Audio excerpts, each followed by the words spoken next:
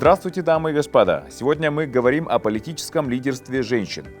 Наш сегодняшний гость – Досалиева Балгакы Абыловна, директор Центра защиты женщин. Здравствуйте! Давайте для начала поговорим о самом понятии. Что такое политическое лидерство женщин?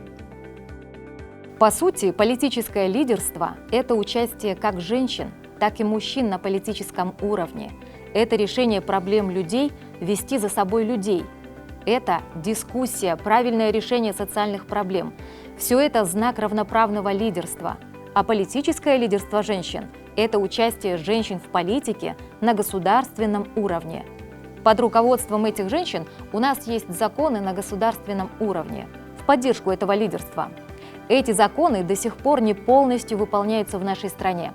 Если, как вы знаете, у нас в Кыргызстане много препятствий для женщин, потому что силен трайбализм. Например, у нас очень строгие требования к женщинам в политической сфере, чем к мужчинам. И у нас много невидимых препятствий. Кроме того, существуют социальные и бытовые барьеры, недостаток информации, есть двойные стандарты для женщин-депутатов, два разных стандарта. Бытует мнение, что родство, трайбализм, кланство, брак, а большинство кыргызов думает, что женщинам не место в политике, ее место в доме, и она должна заботиться о своих домочадцев. Вы упомянули причины провала женского политического лидерства. А каковы ваши предложения по продвижению? Для продвижения были приняты законы равенства.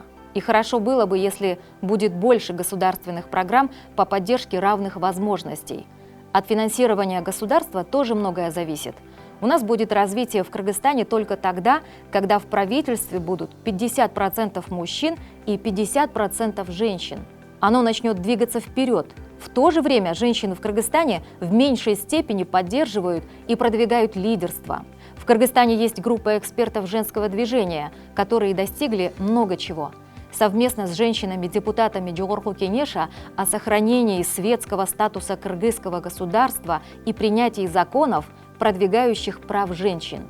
Группа также добилась успеха в принятии 30% квоты для представительства женщин в местных советах и в обеспечении соблюдения различных законов и механизмов для их защиты от домашнего насилия. Вы упомянули выше причины, по которым политическое лидерство женщин не работает.